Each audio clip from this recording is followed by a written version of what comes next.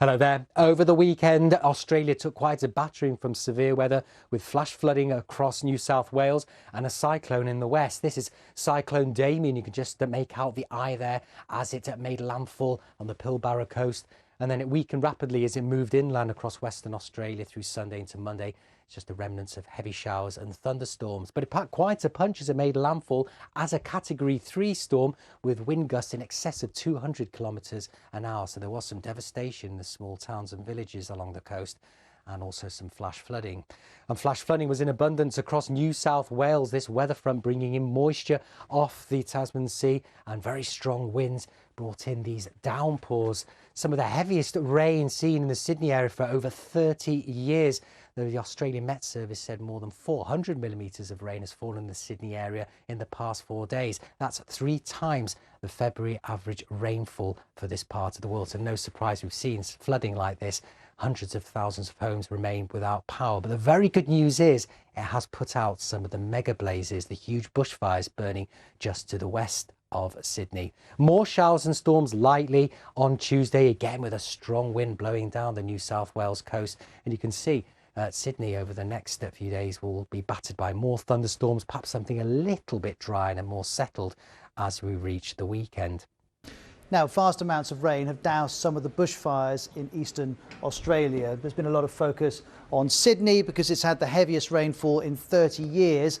And that was enough to deal with 2 massive bushfires in New South Wales. Just let me show you some of the pictures that have come in. This is Sydney. You can see a man up to his waist in water. We know at least 200 people had to be rescued by the emergency services over the weekend. If that was inland, this was on the coast. You can see the amount of foam that was generated by the weather on this particular beach. It's also worth noting there were also issues in Western Australia because the aftermath of the tropical cyclone Damien made landfall at the weekend, and that caused flooding as well there. And if you want a sense of just how much it rained in Sydney, well, this is the average rainfall for February.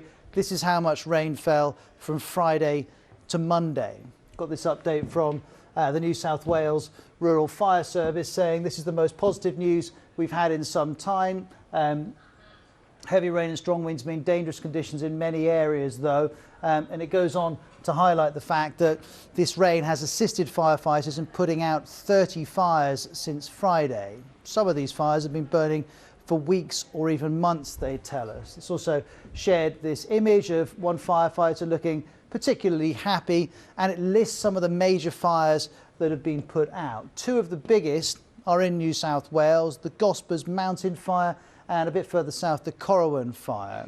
Here are pictures of the Gospers Mountain Fire, and you can see the ferocity that it has offered. It's been burning since October. It destroyed 500,000 hectares. It was considered a mega blaze that was too big to put out.